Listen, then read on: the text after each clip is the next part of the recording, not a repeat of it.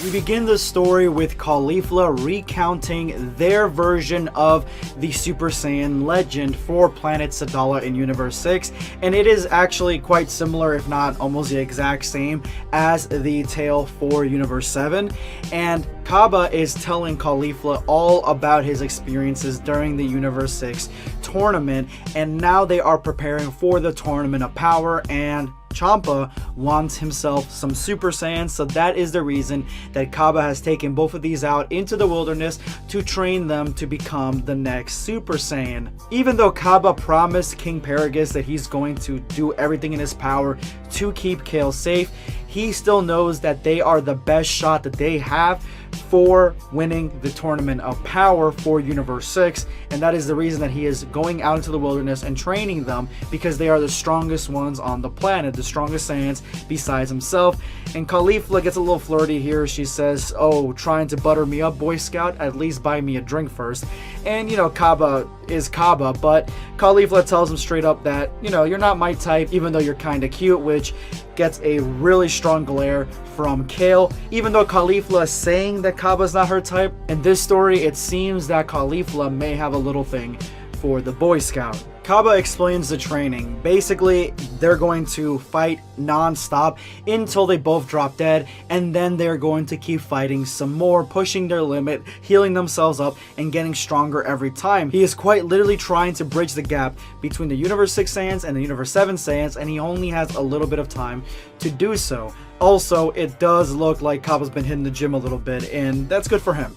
And Caulifla is 100% on board with this, but Cabba says, "I'm gonna have to come at you with everything I got, so be prepared," and he transforms into a Super Saiyan right before their eyes for the first time. He attacks Caulifla with 100% of his energy, and surprisingly, in base form, Caulifla is able to slap it away at the last second, but Cabba keeps coming back for more, attacking with a flurry of fists, striking Caulifla several times until she goes into the side of a mountain.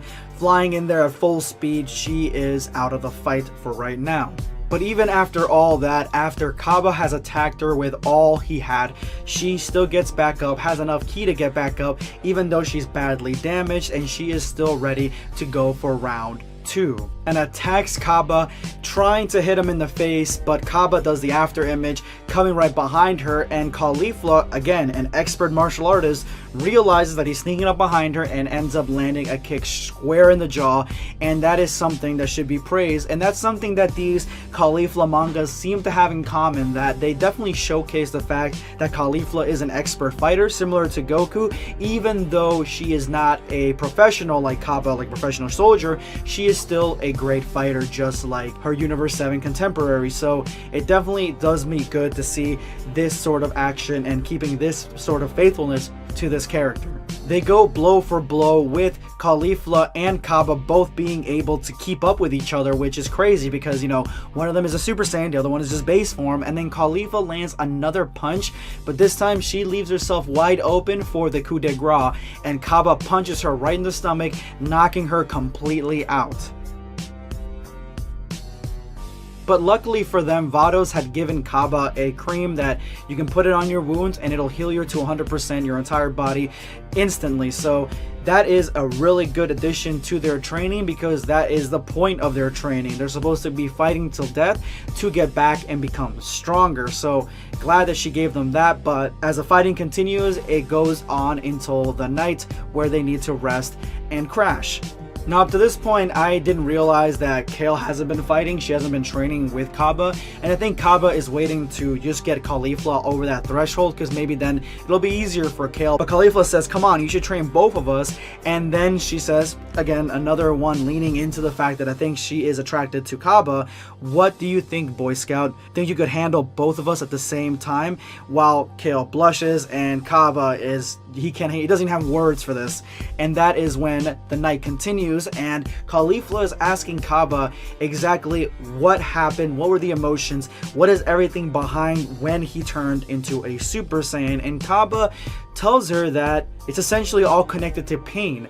And he explains that he was fighting Vegeta, and Vegeta ended up completely destroying him at every turn. He was nowhere near strong enough to fight Vegeta.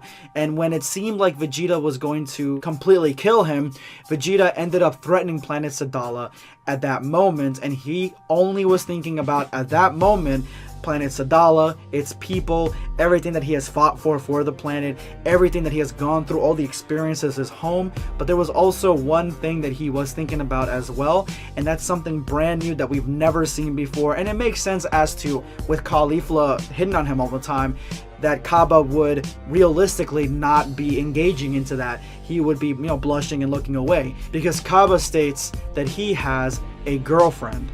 And Caulifla can't believe it. She's like, wait, you have a girlfriend? And Cabba's a little, taken aback, like, how is that so difficult to believe? But Caulifla is asking so many questions, but Cabba is trying to get on with the story. Caulifla lets him. But basically, he met this girl in the Saiyan Academy, and he just has the best words to say about her, that she's strong but kind, proud but caring, and smarter than all hell, with a snarky personality to match, which Caulifla says she's got you wrapped around her little finger, and Cabba, agrees with her. She does, which is, it's good to have. And right before Cabba went to the Universe 6 tournament, she made him promise that he would come back to her, and that is what Cabba did. He made a promise, and at that moment, not only was he thinking about the planet, everybody on it, and the history that he's got on it, he's also thinking about his girlfriend, his one true love, and that is what pushed him over the edge and pushed him into becoming a Super Saiyan for the first time, which I like this. I like that they added this little layer, adding on to the background of who Cabba is, because if you take it from me, Vegeta pushing Cabba into a Super Saiyan in the tournament, it felt a little bit like obvious and a little bit rushed. It didn't feel like it was, written very thoroughly. It just was, you get sad, boom. Although that is preferable to the way that Caulifla became a Super Saiyan. So I like that they went this direction, and definitely is a good change up in this manga. Cabba makes it clear that you need a trigger, something that you're willing to protect, and that needs to be in harm's way for you to become a Super Saiyan, which is the best thing that you could have told anybody, especially Caulifla, on how to become a Super Saiyan. There's no tingly feeling here. And Caulifla explains that she's actually a freedom fighter. She takes care of orphans and homeless people, runaways, and she ends up getting resources for them because the king has abandoned them. That is what she does. That is her goal, because she used to be one of those people. And so Cabba's like, that could be your trigger. You wanted to help them, that can help you transform.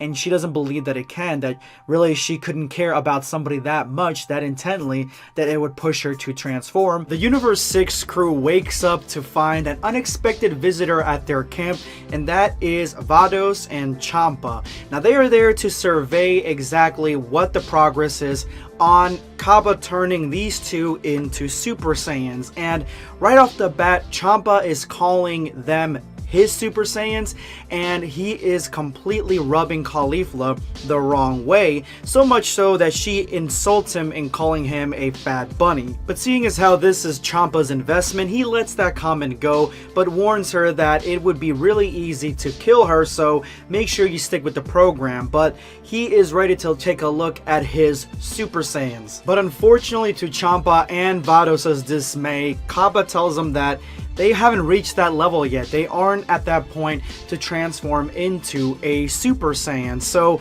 this completely unhinges Champa, who throws a temper tantrum, which I honestly like this panel a lot. It looks real cartoony, but it seems very similar to some of the stuff that we've seen in Dragon Ball Super. But he is completely pissed off that they have been wasting time, at least in his eyes, they have been wasting time and not transforming into a Super Saiyan. And again, Caulifla is completely rubbed the wrong way with this. She does not like the way that Champa is talking to them, and she is completely not getting the point of who the God of Destruction is. So Champa's like, you know what? Let me go ahead and show you a demonstration as to who I am. And he is going to help them, give them incentive to transform to Super Saiyans, which Cabba's a little, he's curious about. You're gonna help us? And Vados cements the thought that yes, there is supposed to be a stimulus. That stimulus is what pushes the Saiyans into a Super Saiyan, which I honestly love that, because there has been so many years that we have only seen Caulifla turn into a Super Saiyan through the tingly feeling, and that has stuck to her like fucking glue. And I like the fact that this rewrite is focusing on the fact that it's a lot deeper than that. It's not a physiological thing as much as it is a psychological thing. And so Champa's like, alright, well, I'll give you some stimulus. And he shoots the moon, because there are two of them, shoots one of them from the skies of planet Sadala, striking it head on, and it explodes into smithereens, which really isn't an impressive show of force, because there are a lot of characters in Dragon Ball Super and Dragon Ball Z, hell, even in Dragon Ball, that can destroy moons. But in this scenario, just because he hasn't gotten a Super Saiyan yet, and he is basically threatening them that he's going to destroy the planet if he doesn't get what he wants. So this is kind of like a preemptive show of force that, hey, I mean business, which I like. And they are finally taking him seriously. So Cabba jumps on Caulifla, telling her that, listen, this guy, he means business. He will destroy this planet. You can do it. You can transform into a Super Saiyan. You were keeping up with me when you were at your base form and I was a Super Saiyan. You can do this. KALE then grabs onto Caulifla's hand and says, you can do it.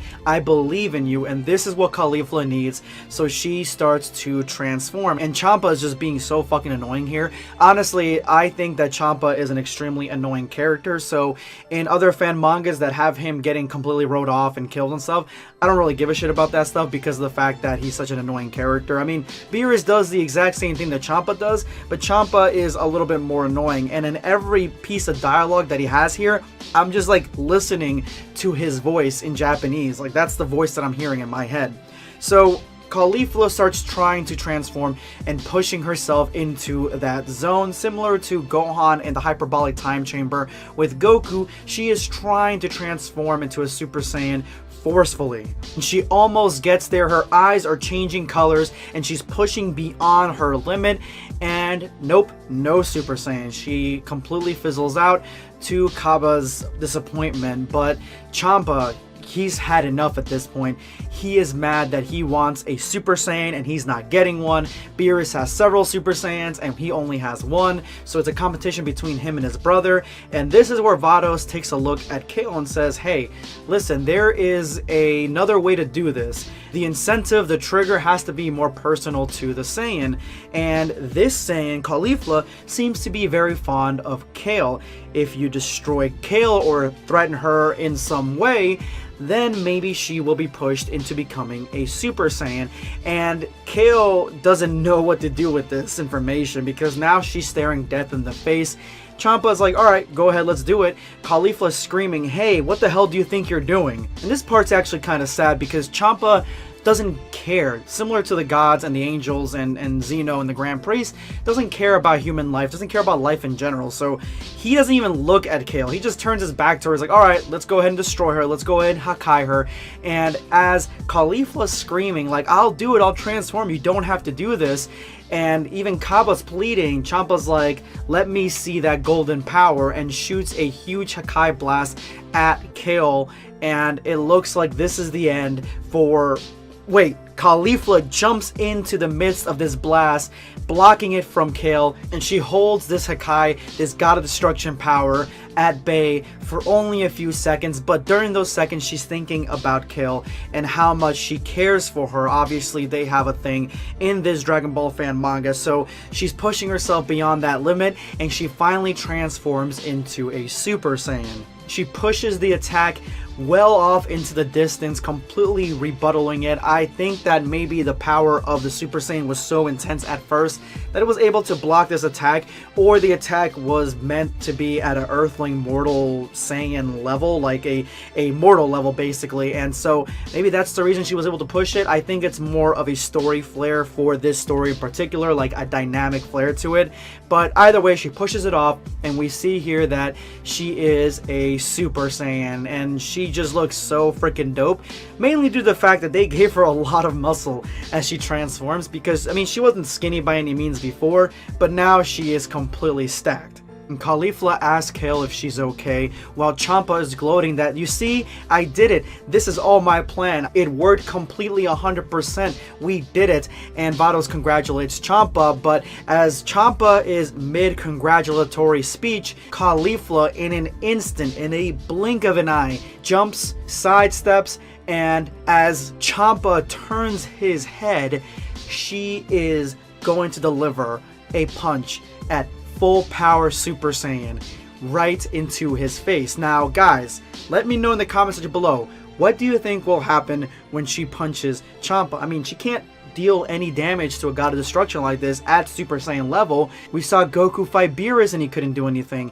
I don't think Caulifla can do something against a God of Destruction unless he had his guard down and he really is that out of shape. I mean, he isn't like the best God of Destruction, but can she do any real damage? Let me know in the comment section below, because we are about to turn the page and boom, right in the dome. She punches Champa right in the face, didn't see it coming, and he goes flying into the side of a mountain while Vados is laughing. They're all sort of, you know, in shock, and she is completely pissed. Only a split second passes by, and Champa emerges from the rubble, completely unharmed, obviously, but it looks like he was caught off guard, so he was able to be punched and thrown into the mountain. Even though it really didn't do any damage to him, it's more of a symbolic thing. But he is ready to Hakai Caulifla, the Saiyans, the entire planet, Caulifla's mother, everyone. He's going to Hakai everybody. This is it for them until Vados stops him with a well-placed karate chop on the head. And she tells him that you're the one who asked for this, and you know, you pushed them into this situation where you got what you wanted, and it doesn't make any sense to destroy them when this is your ticket to your universe surviving. So let's go ahead, no pouting, and it looks like Champa is ready to forgive this one and follow Vados' lead. And Caulifla is overwhelmed with the power of Super Saiyan, although everybody seems to be at first, but she is getting used to it, and now she is ready to fight Cabba when he is a Super Saiyan as well. And let's go ahead and start round 4. Thank you guys so much for checking out this Dragon Ball fan manga. I'm gonna have a link to the artist and the creator in the description below. Go ahead and follow him on Twitter. Subscribe for more content. Or perish.